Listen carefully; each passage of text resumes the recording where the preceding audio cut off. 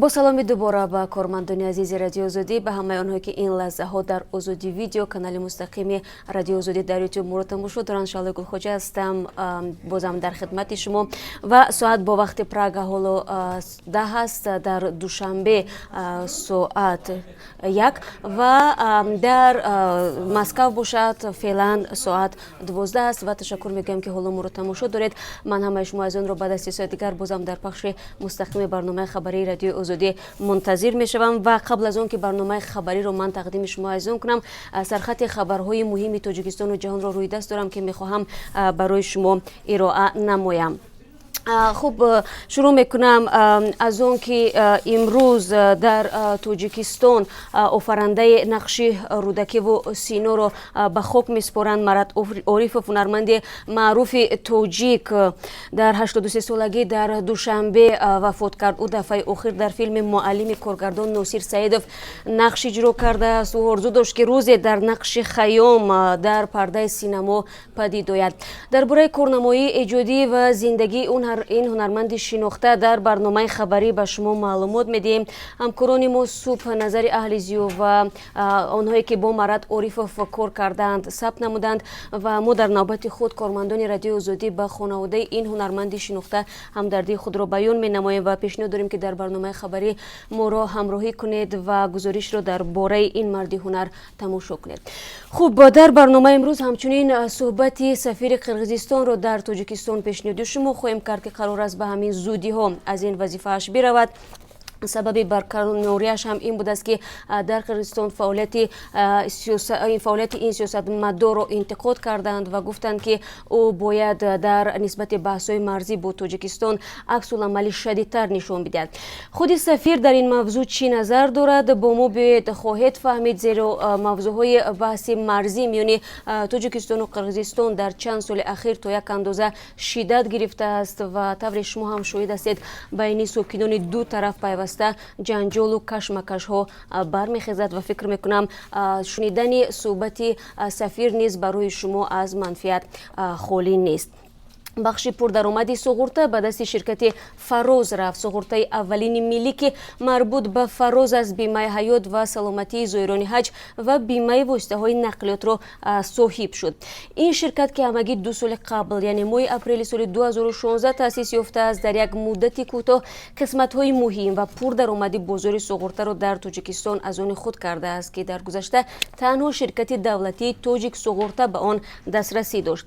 ضمناً در تاجیکستان به جز از تاجیک سوغورته و سوغورته اولین ملی دیگر شرکت ها از حق عملی کردن سوغورته حتمی برخوردار نیستند و تحلیلگران مسائل اقتصادی در تاجیکستان میگویند هرچند شرکت سوغورته اولین ملی با شیوه های نو خدمت رسانی خوبی را برای مشتریان پیشنهاد میکند، اما شرکت های دیگر خصوصی سوغورته امکان وارد شدن به بازار را ندارند.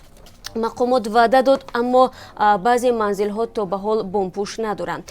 ساکنان دهه سرخاب فرخور که بهار امسال منزل هایشان بنابر آفت طبیعی تخریب شد میگویند مجبور شدند برای بنیاد خانه هایشان از بانک ها قرض بگیرند، در حالی که مقامات وعده داده بودند تا ماه سپتامبر پوره خانه ها را برقرار کرده و به مردم میدهند.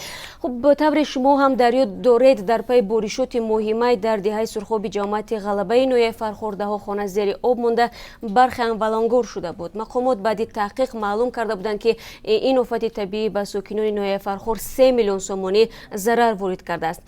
در پی این مقامات گفتند که به همه ساکنان ضرر دیده کمک کرده می شود. یکی از موضوع امروزه برنامه خبری ما همین است و شما می توانید احوال امروزه ساکنان این دهه را ببینید.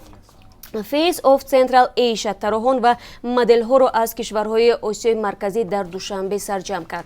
این چورابینی دور نیمه نهایی فستیوال مدی آسیا 2019 است که در کره جنوبی برگزار می‌گردد. تاجیکستان بار اول این چورابینی را میزبانی نمود. خب به نماینده کدام کشور غالب این شام مود شد بعد 3 ساعت دیگر برای شما بینندگان عزیز خواهیم گفت. البته خبرهای زیادی هم هست که ما بعد از 3 ساعت دیگر در برنامه خبری منظوری شما از آن خواهیم کرد و طوری من از نوشته های شما به هنگام پخش مستقیم سحر دیدم اکثریت شما از آن پرسیدید که برنامه خبری ساعتی چند با وقت روسیه پیشنهاد می شود. بار دیگر برای شما میگم که در پراگ ساعتی 1 است ولی در روسیه ساعتی 3.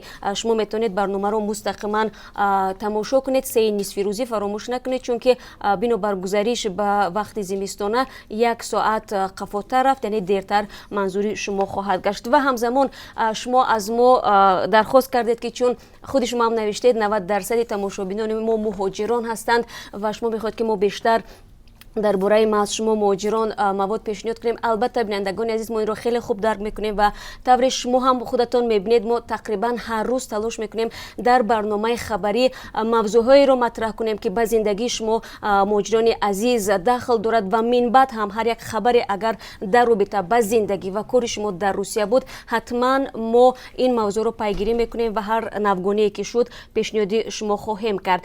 در موضوع دسترسی به برق واقعا ما در این باره نیز زیاد برای شما گزارش پیشنهاد کردیم و میپرسید که کی لیمیت برطرف میشد. هرچند ما نیز در برابر شما بینندگان عزیز از مقامات این سوال رو میکنیم و آنها برای ما میگن که در روزهای نزدیک لیمیت برق بکار کرده میشود و این همه موقتی است تا اینکه به زمستان آمادگی ببینند. خب ما نیز امیدواریم که واقعا هم در روزهای نزدیک شما ساکنان تاجیکستان امکان دیگر باره داشتن به محدودی نیروی برق را داشته باشید. خب به هر صورت طور شما هم میبینید ما هر پیام شما را و هر سوال شما را پیگیری داریم و اگر بازم یگان سوال مهمی بود که میخواهید که ما اون را مطرح کنیم با ما بفرستید، ما حتما اون را پیگیری خواهیم کرد و باقی من هم شما از اون را بعد از 3 ساعت دیگر در پخش مستقیم برنامه خبری منتظر میشم. فراموش نکنید ساعت 3 به وقت مسکو.